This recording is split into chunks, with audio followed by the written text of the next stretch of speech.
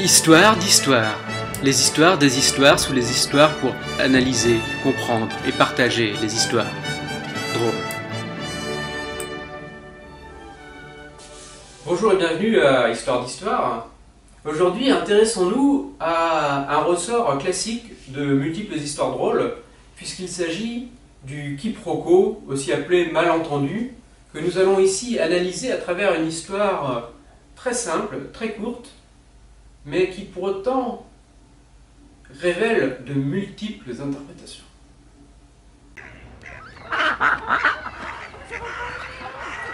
Deux canards sont sur une mare. L'un fait coin-coin, l'autre t'es con. C'est ce que j'allais dire. C'est fini. Voilà. Premiers éléments d'analyse, sous l'angle du malentendu, le deuxième canard reproche au premier de dire coin-coin, et nous rigolons. Nous rigolons de concert puisque nous nous demandons bien ce qu'aurait pu faire un canard à part coin-coin. Mais, je vous le demande, est-ce si simple?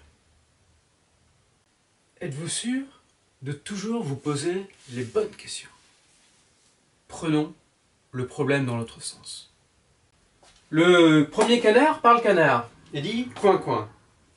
Le deuxième canard le lui reproche, mais en français cette fois. Est-ce que ce reproche ne serait pas en fait destiné à renforcer son identité canard, à le forcer à penser canard, agir canard? Tout cela en utilisant une restriction sur le plan de la sémiotique. Autrement dit, en appauvrissant son terrain d'expression, le deuxième canard élargit son emprise sur lui, élargit son pouvoir.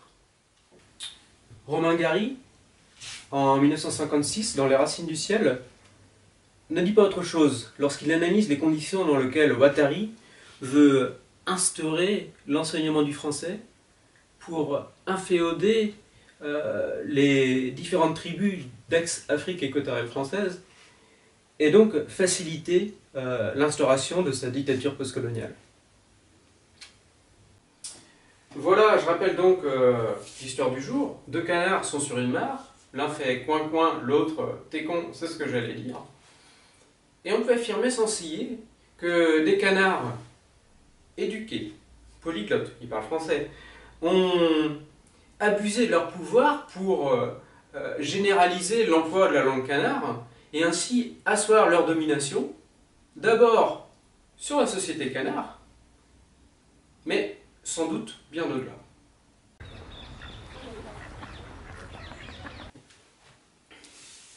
Voilà, merci de nous avoir suivis. À très bientôt pour d'autres analyses du dessous des histoires drôles.